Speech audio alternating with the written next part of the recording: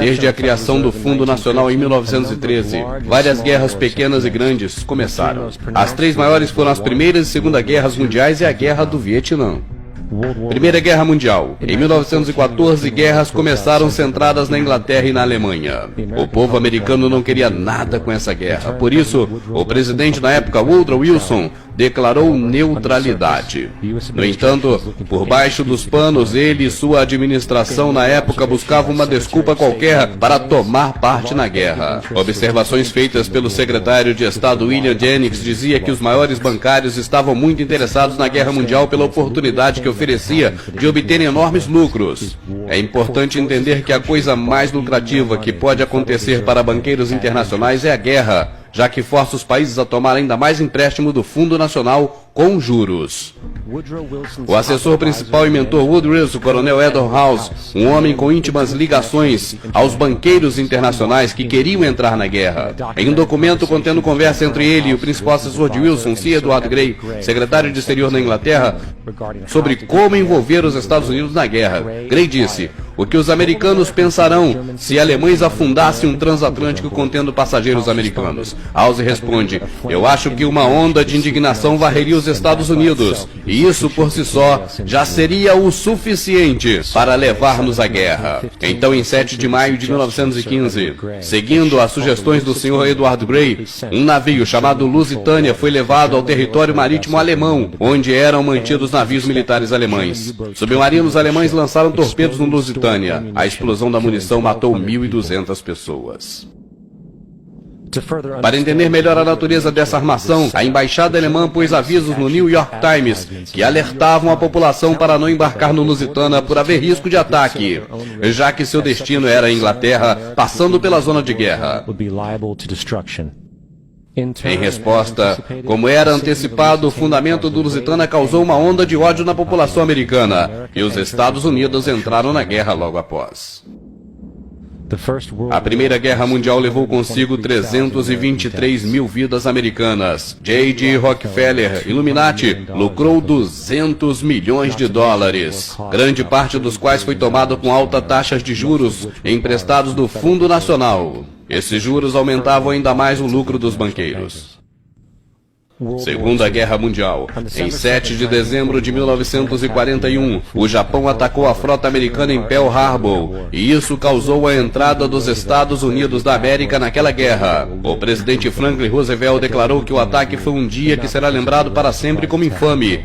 Um dia infame de fato, mas não por causa do ataque surpresa a Pearl Harbor. Não apenas havia conhecimento prévio do ataque a Pearl Harbor, como também foi intencionalmente provocado. Roosevelt, que era Illuminati, e sua família composta de banqueiros de Nova York desde o século XVIII, era muito generoso aos interesses dos banqueiros internacionais, e o interesse era entrar na guerra.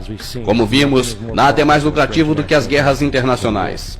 Retirada do diário oficial do secretário de guerra de Roosevelt, chamado Rim Sumner, datado de 25 de novembro de 1941, uma conversa entre Roosevelt. A pergunta é como deveria manipular o Japão a disparar o primeiro tiro. Nos meses que se seguiram ao ataque de Pearl Harbor, Roosevelt havia feito tudo o que podia em seu poder para enfurecer os japoneses e levá-los a uma postura agressiva. Ele suspendeu todas as importações de petróleo americano, congelou todos os ativos circulantes japoneses nos Estados Unidos, fez empréstimos públicos aos chineses e forneceu ajuda militar aos britânicos, ambos inimigos dos japoneses na guerra. Exatamente 3 dias antes do ataque, a inteligência australiana informou Roosevelt de que havia uma operação militar japonesa em direção a Pearl Harbor.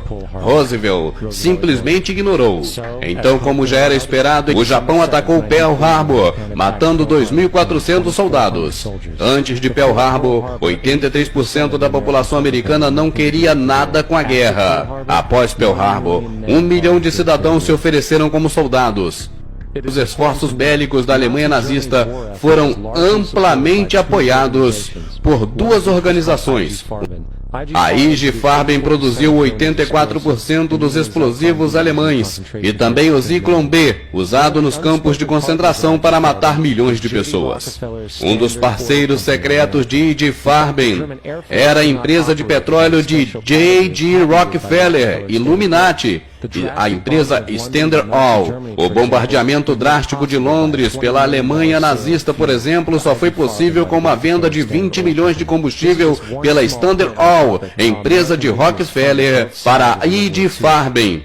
Vale a pena lembrar também outra organização traidora, a Union Bank Corporation. Ela não apenas financiou vários aspectos da ascensão de Hitler ao poder, ela era também lavanderia para dinheiro nazista, que foi exposta eventualmente por guardar bilhões de dólares nazistas em seus cofres. A Union Bank Corporation foi eventualmente confiscada por violação do ato de comercialização com o inimigo. Adivinhe quem era o diretor e vice-presidente da empresa? Prescott Bush, avô de W.B. Bush e pai de George Bush. Tenha em mente, além disso, considerar a moral e a posição política que desempenha a família Bush nos Estados Unidos. Vietnã.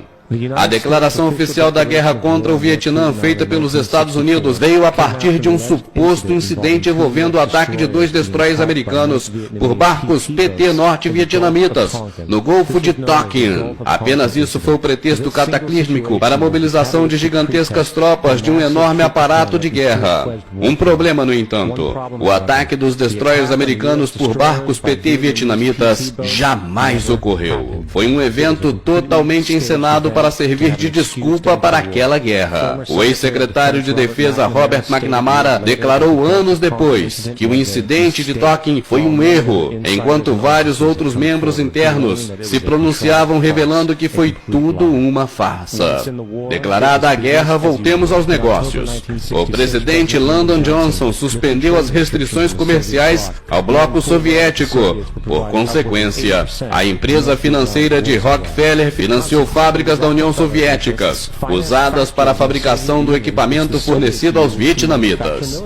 No entanto, o financiamento de ambos os lados deste conflito é apenas um lado da moeda. Em 1985, as regras de ação na Guerra do Vietnã foram classificadas como segredo. Declarava o que era e que não era permitido fazer às tropas americanas. Incluía absurdos como o sistema antiaéreo de mísseis vietnamita não poderia ser bombardeado até que esteja em total operação. Alvos estratégicos críticos só poderiam ser atacados com a devida autorização feita por militares da alta patente. Fora a imposição dessas absurdas limitações, os vietnamitas foram informados sobre essas restrições e, portanto, poderiam basear estratégias inteiras nas limitações das tropas americanas. Foi por isso que a guerra durou tanto tempo. E a conclusão é essa: os Estados Unidos nunca quis ganhar a guerra do Vietnã, apenas mantê-la viva. Essa guerra, por lucros, resultou na morte de 58 mil americanos e 3 milhões de vietnamitas. Então, onde estamos agora? 11 de setembro de 2001 foi o gatilho para pôr em prática rapidamente os planos da elite. Uai, seu app de vídeos curtos.